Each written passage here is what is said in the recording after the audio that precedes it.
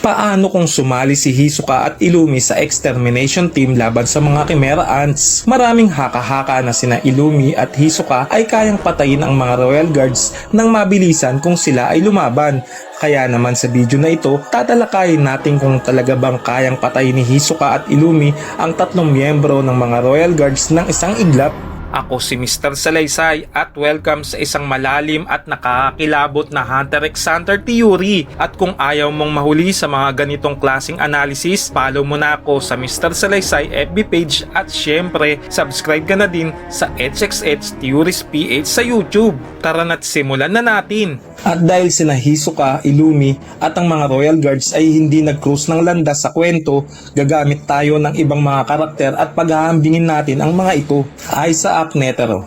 Ang unang paghahambing ay si Netero. Natalo si Netero ni Meruem, ang hari ng mga Chimera Ants. Habang nakikipaglaban si Netero kay Meruem, naalala niya ang taas ng perfection na kanyang hinangad noong nakaraan at sinabi, aniya, pinangarap kong ibigay ang aking puso at kaluluwa sa pakikipaglaban sa isang hindi mapipigilang kalaban, at nangyari nga iyon sa laban nila ni Meruem. Inaamin ni Netero na si Meruem ay isang superior na kalaban at maging ang huling atake ni Netero, ang Seruhan, ay nag-iwan lamang ng gasgas kay Meruem. Sa madaling salita, may malaking pagkakaiba sa lakas ng pagitan ni na Meruem at ng matandang mandirigmang si Isaac Netero. Ang agwat na ito ay hindi mapupunan kahit na sa rurok ng lakas ni Netero. Nang makita ni Netero si Pitu, pabirong sinabi niya na, hindi maganda, mukhang mas malakas iyon kaysa sa akin. Makalipas ng kaunti, sinabi niya, maaaring hindi natin magagawang tapusin ang misyong ito nang walang isasakripisyo. At sa tingin ko, seryoso si Netero sa sinabi niyang iyon. Pagkatapos, sinabi ni Nob na, mas malakas kaysa sa iyo, Chairman, tiyak na nagbibiro ka. Kung totoo iyon, walang hunter sa mundo na may tsansang manalo.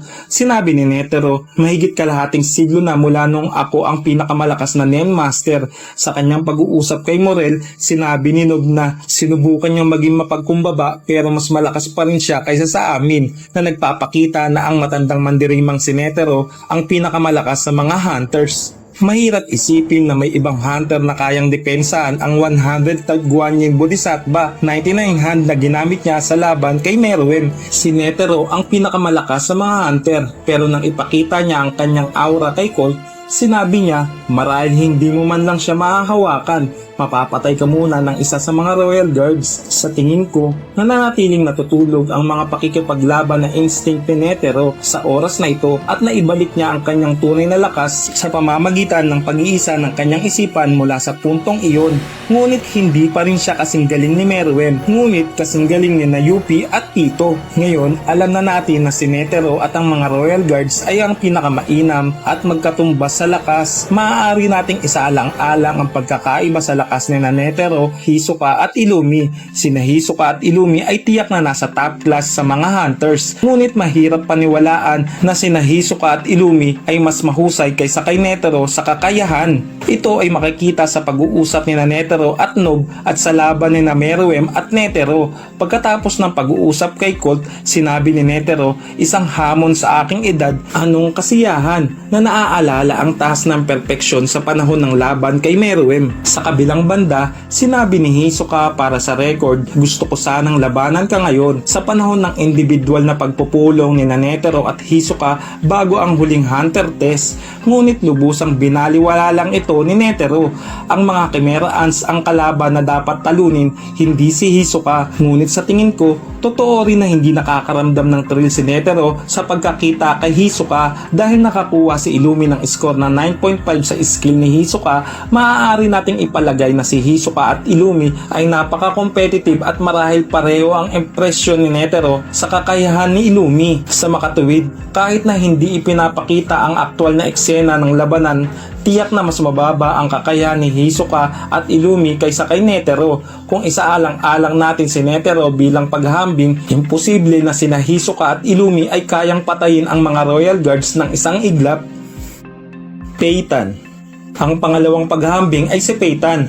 Nakipaglaban si Peyton kay Zazan, isa sa mga squadron leader ng mga Chimera Ants. Ang resulta ay natalo si Zazan ng espesyal na galaw ni Peyton, ang Rising Sun. Habang pinapanood ko ang laban, magkapantay ang dalawa hanggang sa kalahati ng labanan. Ang Rising Sun ay resulta ng Painpacker, ang kakayang gawing kapangyarihan ang pinsala. Ang katotohanang pinakawalan ng Rising Sun na may ganoong kapangyarihan ay nangangahulugan na si Zazan ay nagdulot ng maraming sakit kay Peyton. Sa makatuwid, kahit na nanalo si Peyton dahil sa pagkakaiba sa kakayahan at karanasan, ligtas na sabihing ang kakayahan ni Zazan ay pantay o bahagyang mas mababa kaysa kay Peyton. Ang sumunod naman ay isaalang-alang natin ang pagkakaiba sa pagitan ni Zazan at ng mga Royal Guards. Ang mga squadron leaders ng mga Chimera Ants ay sina Leol, Cheeto, Whelping, Colt at iba pa bukod kay Zazan. Ngunit si Zazan ay itinuturing na isa sa pinakamalakas na mga squadron leader dahil sa kakayahan niya na makipagsabayan kay Peyton.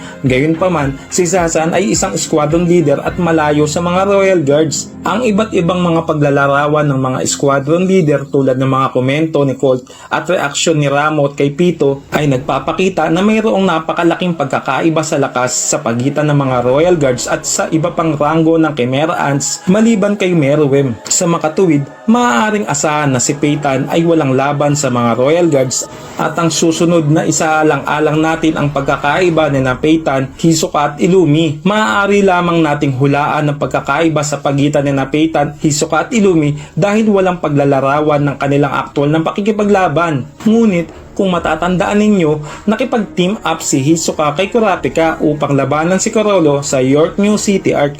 Ang dahilan nito ay palagi siyang may kasamang dalawa pang iba. Kung napakalaki ng agwat ng lakas sa pagitan ni Hisoka at ng mga miyembro ng Phantom Troop, hindi na kailangan pang makipag-team up kay Kurapika at sapat na upang gulatin sila sa labanan.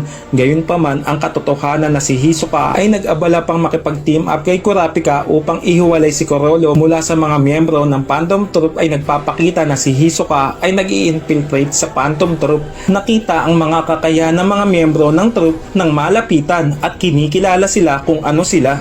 Bukod dito, si Peyton ay marahil isang mandirigma tulad ni Pinks sa mga miyembro ng troop. Ang katotohanang tumakbo ang ibang mga miyembro ng troop nang ginamit niya ang Rising Sun ay nagpapahiwatig na siya ay isang top class na mandirigma. Sa makatuwid, may posibilidad na ang pagkakaiba sa kakayahan ni Hisoka at Peyton ay hindi ganoong kalaki, ngunit si Hisoka ay mas mahusay kaysa kay Peyton. Kung ang lakas ni Hisoka at Illumi ay pareho ng kay Peyton, maaari nating asahan na sila ay bahagyang mas malakas kaysa kay Zazan.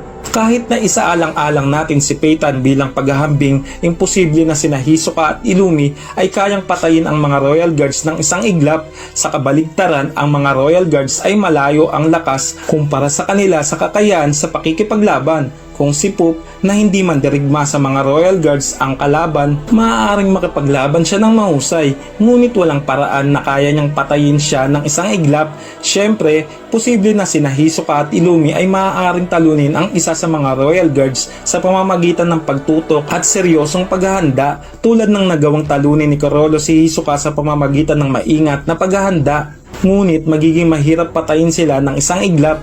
Mahirap sabihin kung sino ang mananalo sa uli, depende sa kanilang taktika. Ngunit sa anumang kaso, sina Hisoka at Illumi ay tiyak na kailangan maghanda ng mabuti o magdala ng malalaking sakripisyo upang talunin ang mga Royal Guards. Tungkol sa laban sa Nen ability, sinabi ni Morel na hindi mo kailanman malalaman kung ano ang kakayahan ng inyong kalaban. Ang kaunting pag-aatubili ay maaaring magdulot ng fatal na pagbabago. Ang pagkakaroon ng higit o kulang na aura ay hindi malaking dahilan.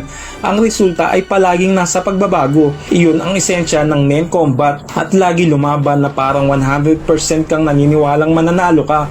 Ganoon kalakas ang loob na kailangan mong magkaroon upang maging isang Nen Master. Maaari itong magbago depende sa sitwasyon, ngunit mali na sabihing kayang patayin na Hisoka at Illumi ang mga Royal Guards ng isang iglap. At yan ang aking mga saloobin kung kaya bang patayin ni Hisoka at Illumi ang mga Royal Guards ng isang iglap. Kung mayroon kang ibang komento o opinion tungkol sa video na ito ay huwag mayang mag-comment sa ibaba. Salamat sa mga ka-hunter nating umabot sa dulo ng ating videos. Kita-kits sa mga susunod pa. Hanggang dito na lamang muna sa video na ito at laging maging mausisa dahil tayong lahat ay isang hunter.